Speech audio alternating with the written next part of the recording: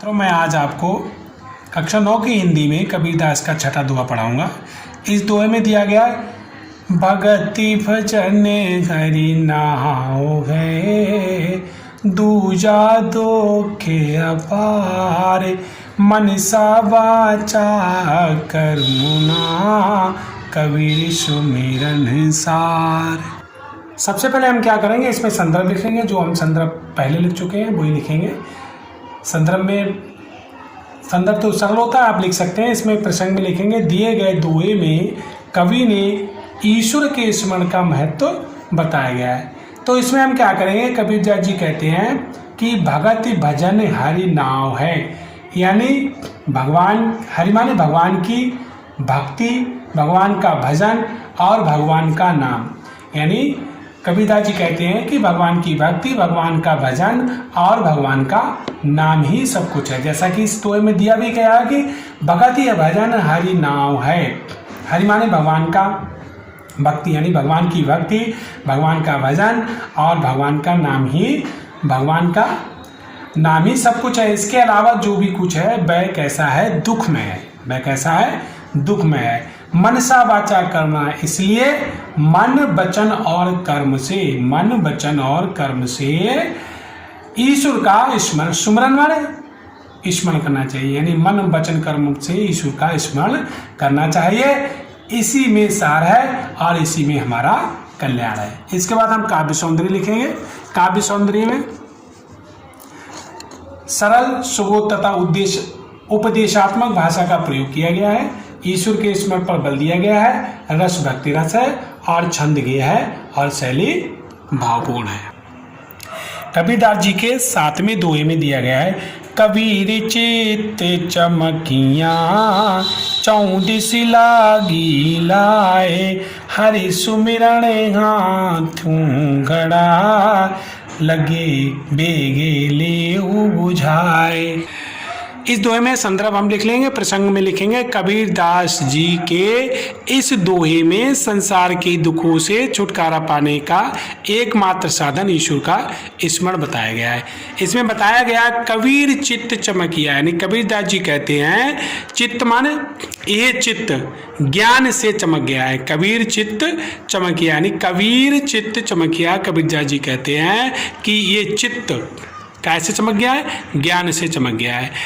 34 लागी लाए, जब ज्ञान से चमक गया है तो इस कारण संसार में चारों ओर विषय वासनाओं की आग लगी हुई दिखाई दे रही है।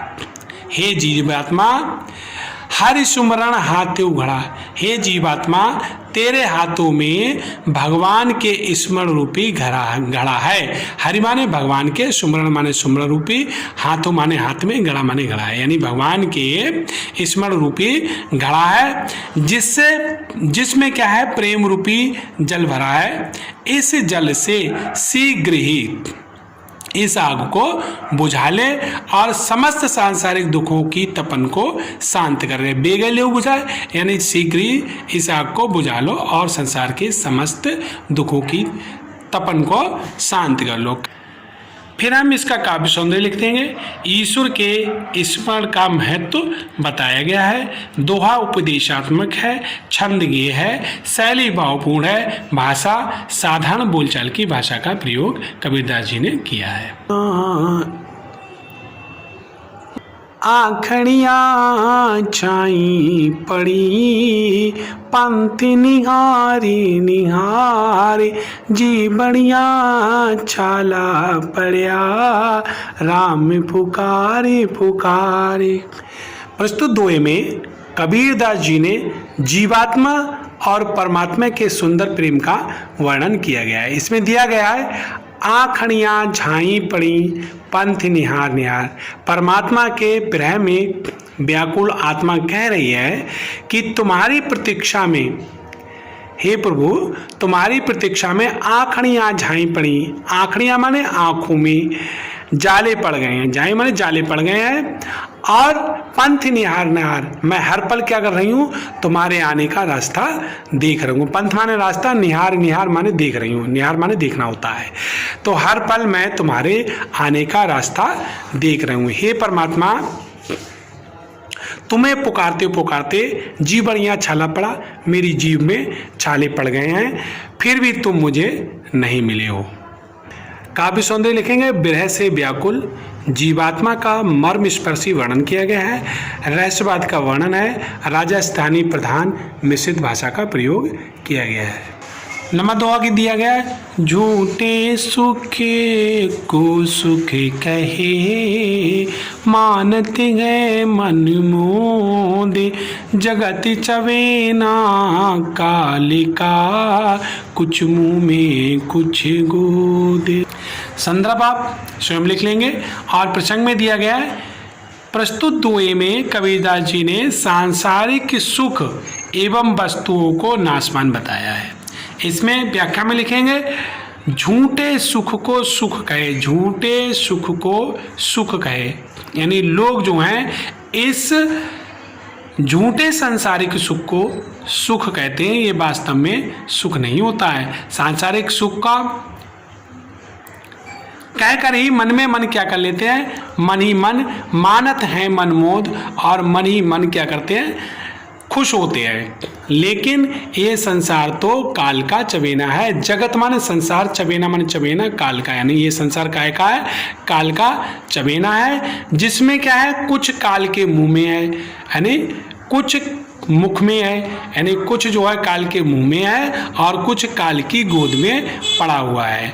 इसलिए इस सांसारिक भौतिक सुख को त्याग कर, सांसारिक माने यानी जो संसार का जो भौतिक सुख है, इस सांसारिक भौतिक सुख को त्याग करके ईश्वर की भक्ति करनी चाहिए।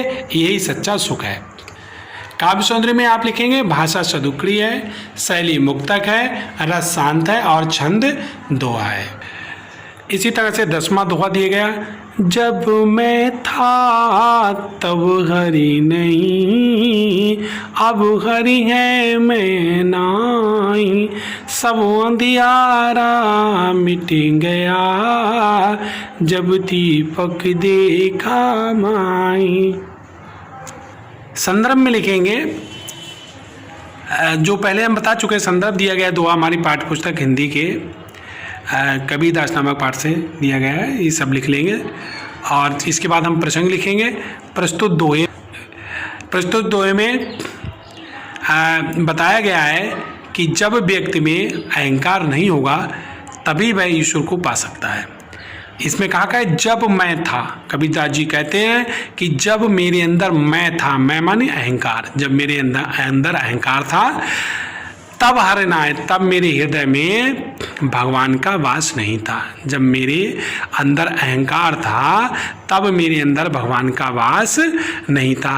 अब हरि है मैं ना है, अब मेरे अंदर भगवान का वास है, तो मेरे अंदर क्या है, अहंकार नष्ट हो गया है। अर्थात ज्ञान रूपी दीपक से अज्ञान रूपी अंधकार मिट गया है। सब अंधियारा मिट गया, सब अंधियारा मिट गया, यानी अंधकार का अज्ञान का जो अंधकार था वो मिट गया है।